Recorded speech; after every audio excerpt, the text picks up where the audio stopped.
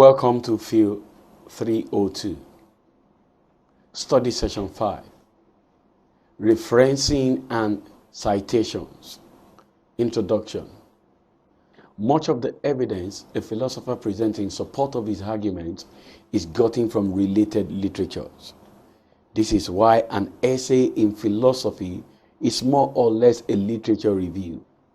Hence, the requirement in the sciences for a specific section for literature review in a scientific writing as different from the section on method of data collection and finding may not apply to philosophical writing, as different authors and literatures are cited virtually throughout the entire essay.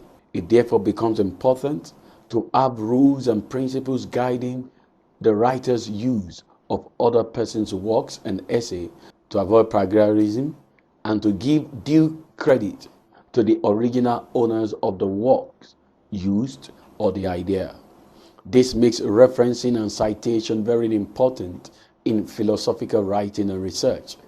In this lecture, we shall examine how referencing and citation are done, what to consider in choosing relevant literature for one's work, and how best we can use them without overly doing so.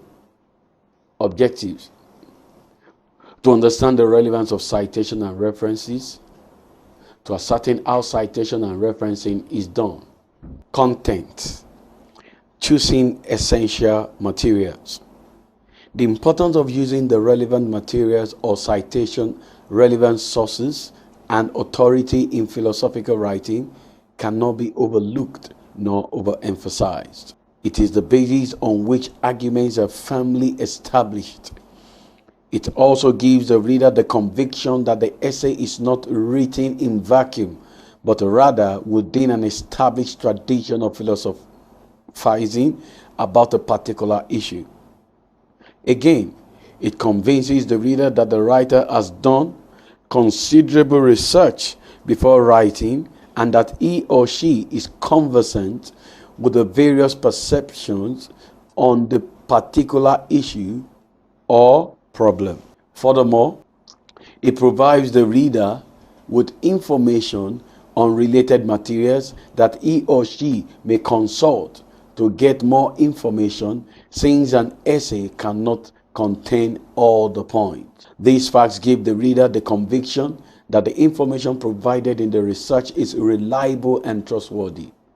But the important question that must be answered by every researcher or writer in order to reap these benefits of consulting other materials while writing is: what criteria must the material fulfill for it to be considered essential or relevant for my project or essay? In other words, what yardstick can be used to select materials for an essay in philosophy?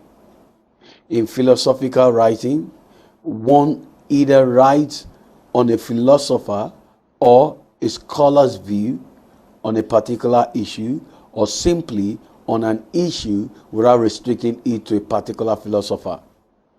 In either cases, there are both primary and secondary sources or materials that are relevant for the research. If the essay is on a philosopher's perspective on an issue, the primary sources will include the philosopher's own works on the said issue, while the secondary sources will include already published commentaries on the primary sources. If a writer depends solely on already published commentaries on the philosopher without endeavoring to get the primary sources, the material he or she has consulted are not relevant enough. If I were to write a paper on Plato's conception of state, and I only consult materials commenting on the same topic without reading through Plato's original works, such as the Republic, I have failed in using the relevant materials for the paper. I would have also failed if I am writing on Heidegger's ontology without having seen his being and time. The same applies to writing an essay on a particular issue in philosophy. There are no doubts that on such an issue, there is a tradition of authors on that issue who have held one viewpoint or the other. If the writer's viewpoint is different, he or she will have to show how they are different from such traditional perspectives on the issue by consulting the relevant materials. For example, discussing dread as an existentialist issue would not be complete without examining and citing the views of core existentialist thinkers such as Statur, Heidegger, Camus, and Kierkegaard.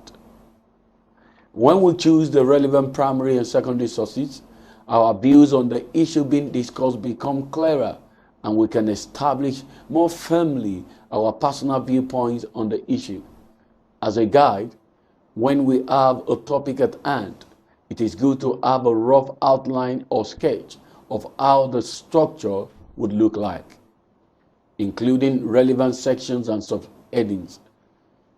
Once we figure these out, we can use such an outline and topic title to search for the relevant materials in our bookshelves, encyclopedias of philosophy, the library, and outline. To be sure, as we read the materials we have gotten, we may modify our outline or even do away with some, but the primary focus will guide us through. Paraphrasing and summarizing the needed literature. As he or she reads through the relevant material for an essay, the writer has the tedious task of isolating and summarizing the main points and relevant aspects needed for his or her work. When the writing begins in earnest, the writer is saddled with the responsibility of clearly showing where his ideas, citations, and quotations are gotten from. This is the basis of scholarship. As Martinici says, scholarship refers to the practice of letting your readers know, 1, where they can find more information about your topic, 2, giving credit where credit is due to those people from whom you have learned and to those who first made the point that you are making. Point 1. Point 1 is a matter of courtesy and cooperativeness. It is rare that any author can say everything that a reader may want to know about a topic. So giving references to other works shows consideration for the reader. Point 2 is a matter of honesty. Not to give credit where credit is due is a kind of theft, and it is such theft that is referred to as plagiarism, which is morally and legally wrong. Thus, a writer may freely use the arguments of other philosophers in his or her essay as long as they are properly credited. It is, however, essential that the writer does this through his or her own philosophical thinking. Again, if one needs to explain someone else's argument, he or she must do it in his or her own words and according to his or her own clear understanding of the logical steps involved in it. It is also extremely important that when one explains the arguments of other philosophers, he or she interprets them fairly enough. This does not mean that one is barred from criticizing them, but rather one must interpret each author as holding the strongest possible argument consistent with what they have written. If a philosopher's argument seems obviously wrong, then one probably does not understand it properly. Even if a philosopher's argument seems right, one must take great care to avoid confusing their argument with any other argument that sounds similar to it. A writer can avoid these difficulties by training himself or herself to read philosophy articles extremely slowly and carefully in order to understand the precise steps of the author's argument. It is not unusual to have to read a philosophy article several times in order to grasp its details. Philosophy is difficult by nature. To avoid making things even harder, one must make sure that the argument presented in his or her essay is absolutely as clear and easy to understand as possible.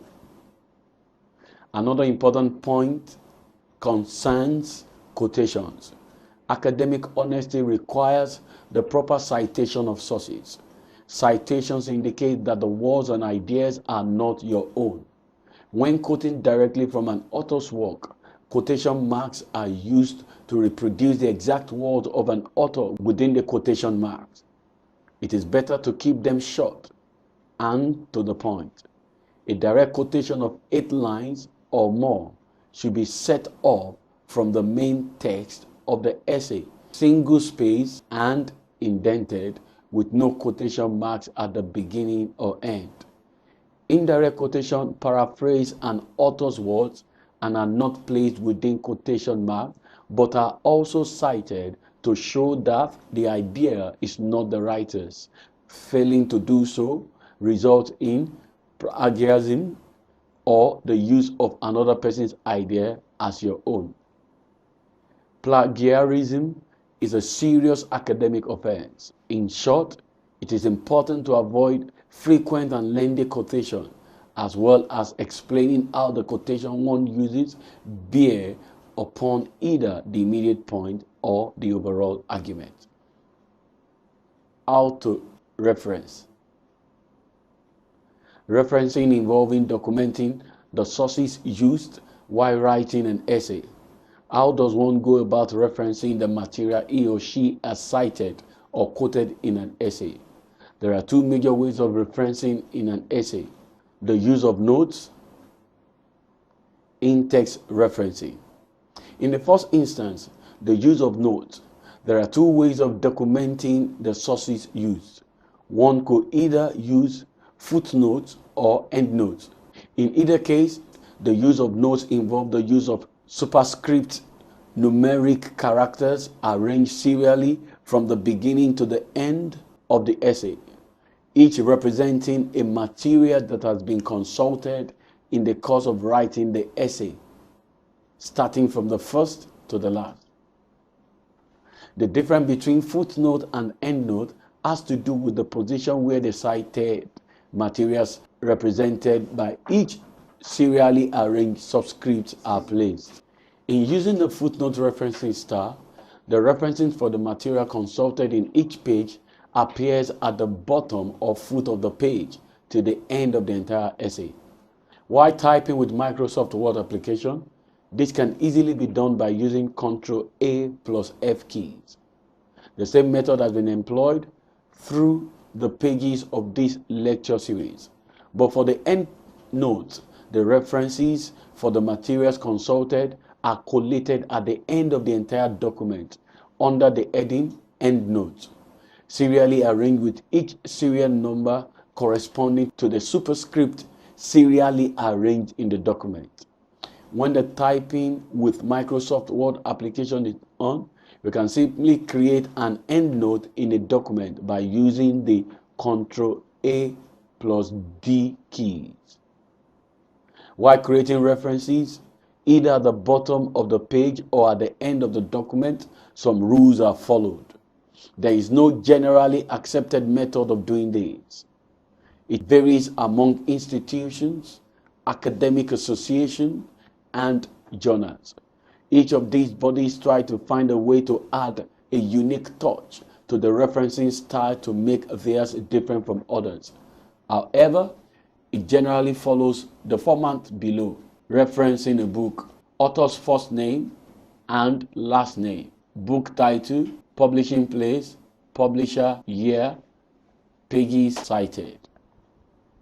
Referencing a chapter in an edited book or an entry in an edited encyclopedia.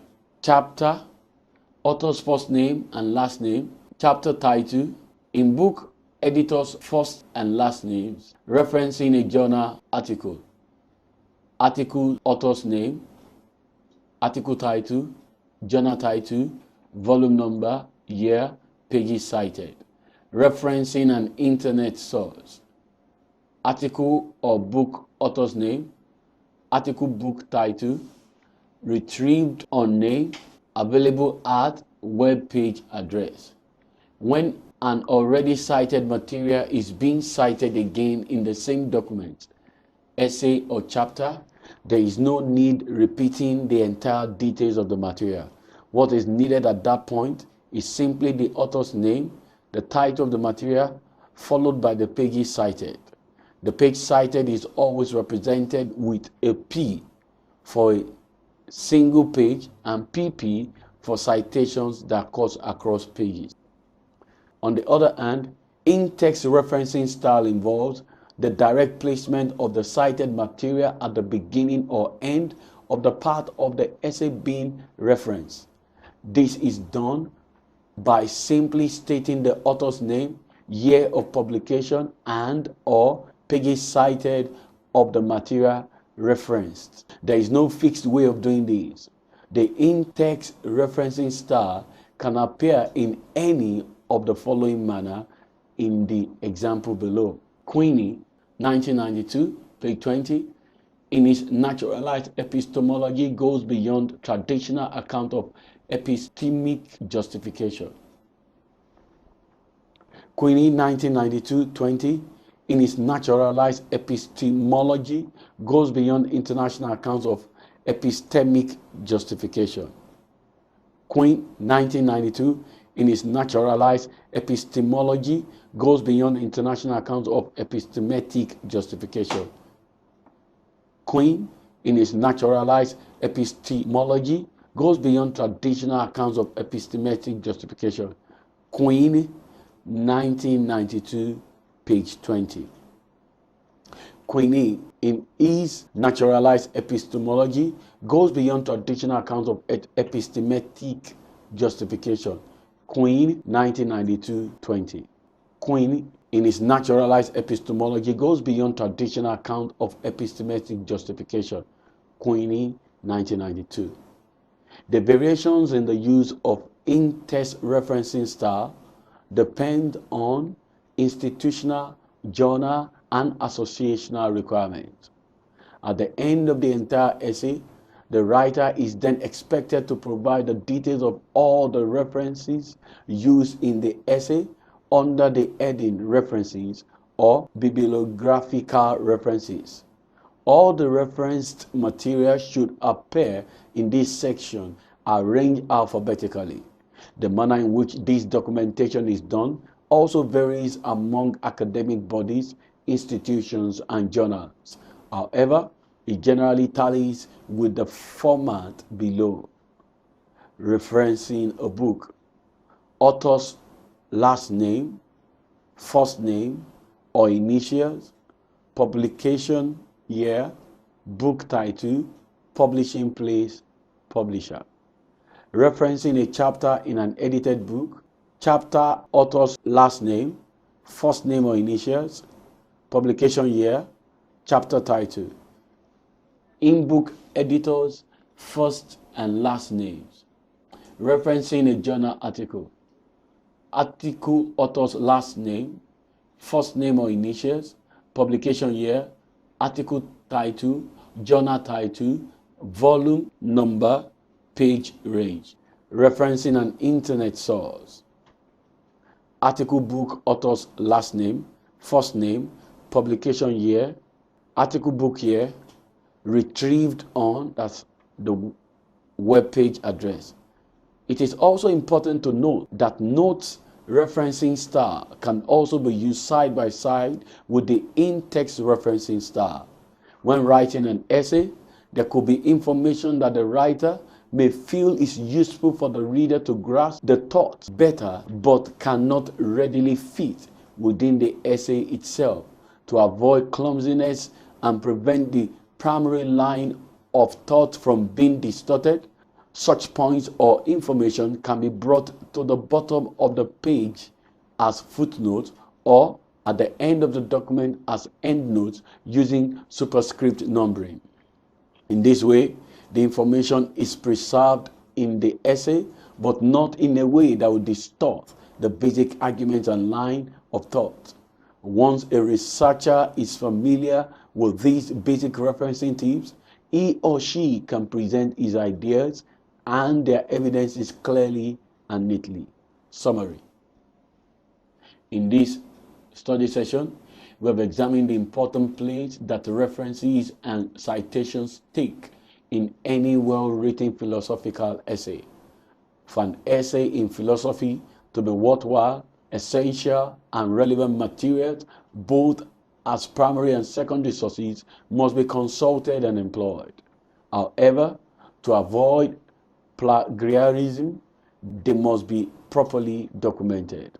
This is where the importance of the different style of referencing come in. A writer must endeavor to understand the style of referencing he is expected to use in a context and adapt quickly to it. A student in a philosophy department should approach his course advisor or consult the departmental, faculty, or university brochure for the style accepted within the institution. A professional philosopher seeking to publish an article in a journal ought to consult the submission guidelines of the journal to familiarize himself or herself with the journal styles of referencing. In any case, referencing could either take the in-text format or the notes format. What may vary are only minor adjustments to these formats. This is the end of study session 5. Thanks for listening.